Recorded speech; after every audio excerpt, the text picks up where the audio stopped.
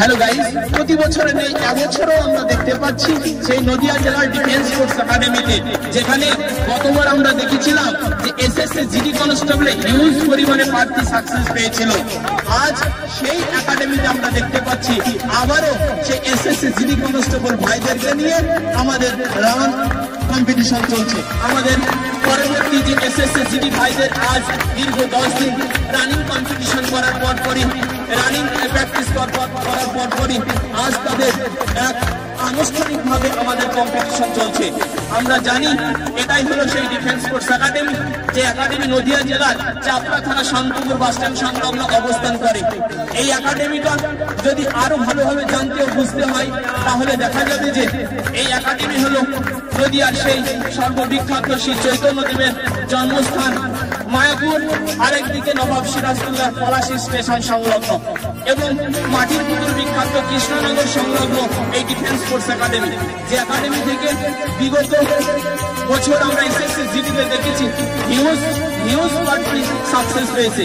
আর এবছরে আমাদের প্রায় 40 জনের কাছে প্রার্থী যারা এসএসসি জিডি কনস্টেবলে আজ এক্সাম কোয়ালিফাই করে গ্রাউন্ডে আমাদের সাথে লড়াই করছে। সমস্ত ভাইকে প্রেজেন্ট করতে পারিনি, পারিবারিক সমস্যার কারণে 5-7টা ভাই বাড়িতেই রয়েছে। তবে এখন যারা এসএসসি জিডিতে পাস করেছে তাদেরকে নিয়ে আমাদের রানিং কম্পিটিশন চলছে। আমরা দেখতে পাচ্ছি অসাধারণ রানিং চলছে আমার এসএসসি জিডি কনস্টেবল ভাইদেরকে নিয়ে, অসাধারণ রানিং করছে আমরা সম্পূর্ণ দেখতে পাচ্ছি। সামাস আমার ভাইদেরকে করে জোরে উৎসাহিত করবো, তাদের রানিং কম্পিটিশন আমরা সুন্দরভাবে দেখতে পাচ্ছি। দুর্দান্ত রানিং চলছে। দেখতে দেখতে 12 পাক স্টার্ট হলো, অলরেডি 12 রাউন্ড স্টার্ট, 12 পাক স্টার্ট। ভাইদের রান অসাধারণ চলছে আমরা দেখতে পাচ্ছি। গাইস, এটাই হলো সেই ডিফেন্স ফোর্স একাডেমি, যে একাডেমিটা নদিয়া জেলার চাপড়া থানা শান্তপুর বাসস্ট্যান্ডে অবস্থান করে। কৃষ্ণনগর সংলগ্ন এই একাডেমিটা, একদিকে পলাশীর সংলগ্ন এই একাডেমিটা, একদিকে নবাব সিরাজদৌল্লার পলাশীর আমবাগান সংলগ্ন এই একাডেমিটা, আর একদিকে শ্রী চৈতন্যদেবের জন্মস্থান মায়াপুর সংলগ্ন এই একাডেমি, যেখানে বর্তমান 600 উপরে স্টুডেন্ট আজ তারা কাঁধে কাঁধ দিয়ে লড়াই করছে আগামী বেঙ্গল কেপির জন্য। বর্তমান গ্রাউন্ডে 300 জনের কাছে প্রেজেন্ট রয়েছে। আমরা দেখতে পাচ্ছি এসএসসি জিডি ভাইরা অসাধারণ রানিং করছে।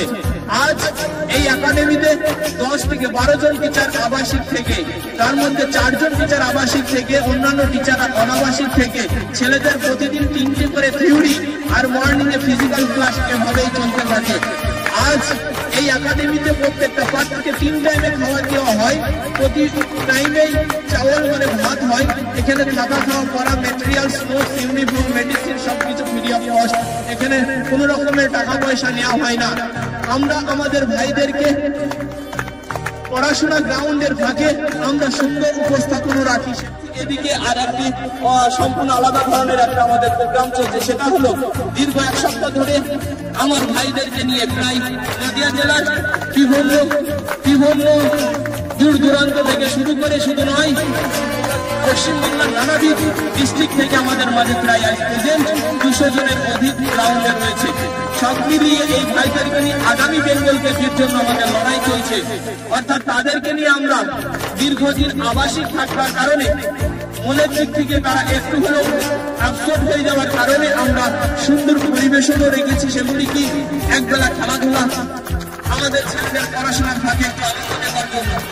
আমাদের এই ডিফেন্স ফোর্স একাডেমির প্রতি বছর এই যে ডিএফএল লিগ হয়, ক্রিকেট লিগ, তার আজ শেষ দিন, সেমিফাইনাল এবং ফাইনাল ম্যাচ। অর্থাৎ এই ম্যাচের ট্রফি আমরা অলরেডি গ্রাউন্ডে আমরা নিয়ে এসেছি। ওদিকে আমাদের মঞ্চ তৈরি হচ্ছে, ছেলেরা ওদিকে আমাদের নিচে চুন দিচ্ছে। সব মিলিয়ে আমাদের কিছুক্ষণ পরই সেমিফাইনাল এবং ফাইনাল খেলা আমাদের স্টার্ট হয়ে যাবে।